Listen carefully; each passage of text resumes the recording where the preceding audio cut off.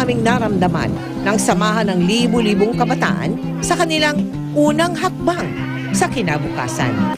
Ilan sa ating mga natulungan noong nakaraang taon ang magkakapatid na magtutubo sa Negros Occidental. Nariyan din ang mga batang mangyan mula sa Mindoro.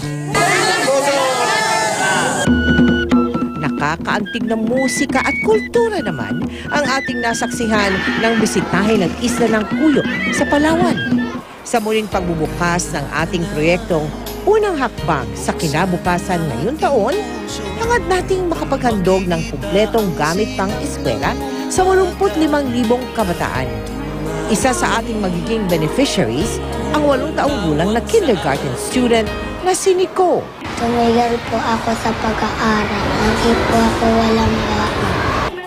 Nagsimula na po ang ating palistahan sa mga piling pampublikong paaralan sa Luzon, Visayas at Mindanao. Narito po ang ilang paalala para sa mga nais magpalista.